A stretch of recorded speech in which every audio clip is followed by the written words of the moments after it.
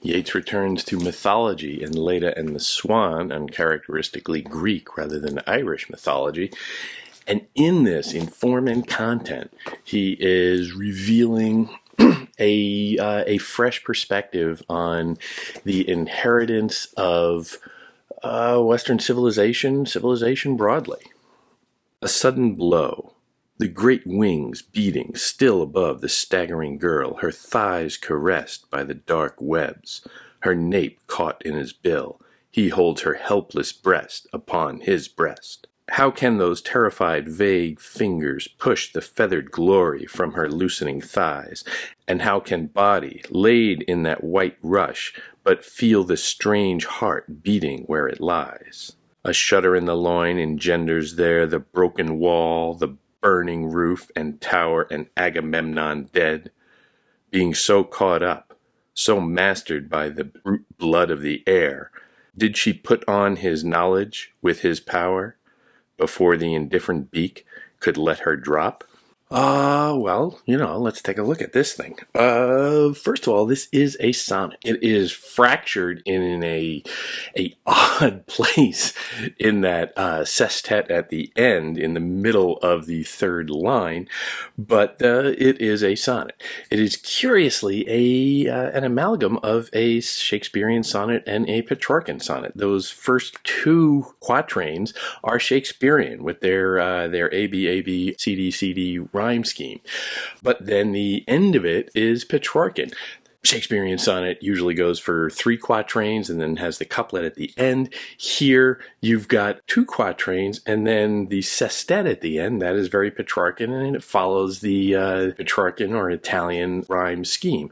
So that's an interesting mixture of those things. The combination is peculiar, I think you can say. It is a reimagining or a melding of what the sonnet can be, the traditions of the sonnet can be. It is being reborn out of tradition, which is a odd little mixture going on here, considering the content itself. The content is the story of Leda and the Swan.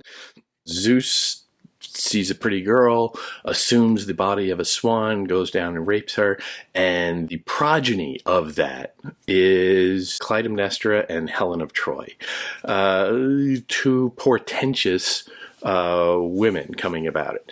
And while they are often upstaged, let's say, by the men in their life, in a lot of the in a lot of the art that has come out of that, their status as sisters is very significant. A shudder in the loins engenders there the broken wall, the burning roof and tower, and Agamemnon dead. The broken wall, burning roof, and tower, that is the burning of Troy, and of course Agamemnon dead by Clytemnestra's hand. So their sense of portentousness is inherent in their generation of their of the rape of their mother by the god in the form of a swan. And it is curious how close up, and this is very modernist, I would guess, how the rape is portrayed in extreme close-up, uncomfortably extreme close-up. It's not a pretty little version of this with a flowing swan or anything like that. This is brutal. A sudden blow, the great wings beating still above the staggering girl, her thighs caressed by the dark webs, her nape caught in his bill. He holds her helpless breast upon his breast. That is a rape. That is an assault. That is quite shocking. It is not the fairy tale version of this, not even the Ovidian. It is absolutely horrific. And it is a meeting, however, of the divine and the human, but it is a much more aggressive and violent meeting.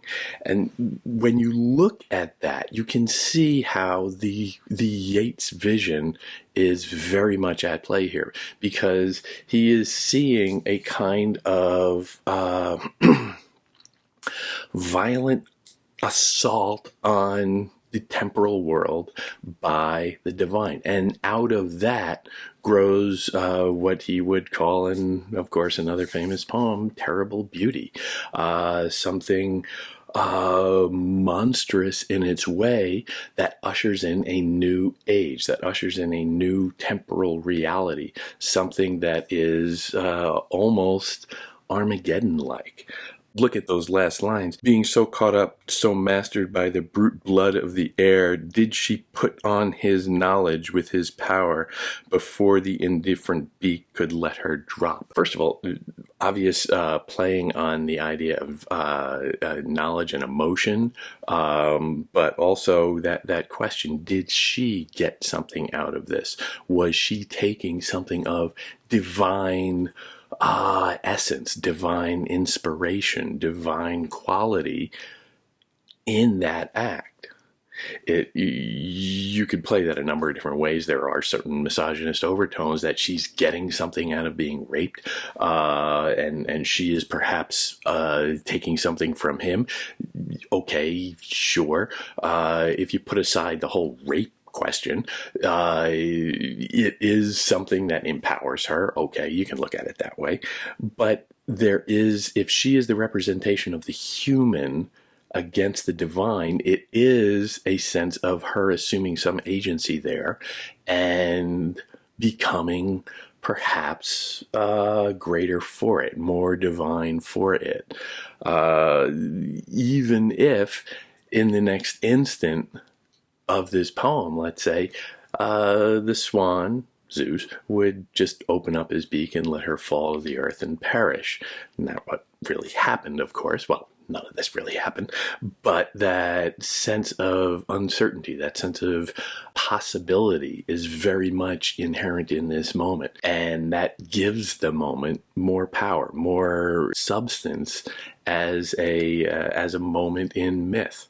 That sense of the two figures coming together, however unwillingly, however violently, however offensively, there is a weird interaction going there. How can body laid upon that white rush but feel the strange heart beating where it lies? The strange heart, strange. It is an encounter with the magnificence, the unknowability of the divine. And of course, all of this has an interesting confluence in the fact that this is Greek myth, but we're talking about what could be seen as a chapter of Revelations, the idea that God will return to earth and assume a violent posture, and a new age will be born out of that.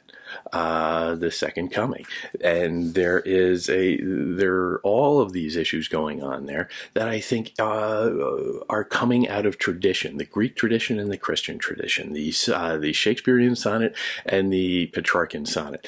All of this is coming about in a very productive way, of reimagining things, of mixing things up in even things that don't quite fit. This is very John Donne, perhaps, very metaphysical, but it is also in its way, of course, very, very modern. And I do like the fact that all these things are being brought together and repurposed in a kind of makeshift quality, and then just very subtly. Now, in form, he does mix the Shakespearean and the Petrarchan sonnet in the rhyme scheme, and the breaking it up is all there. But there is that fracture in the sestet at the end that is a little peculiar, that is a little odd, that makes you scratch your head a little. And he does alter that rhyme just a little bit, being so caught up that he rhymes at the end with could let her drop. Now, I'm no expert on what Yeats' voice sounded like, or how he would have read this, or how he would have imagined that people would read this. But up and drop are slightly off. It's just a little askew, just a little. A U is not an O. So there is something a little off about that.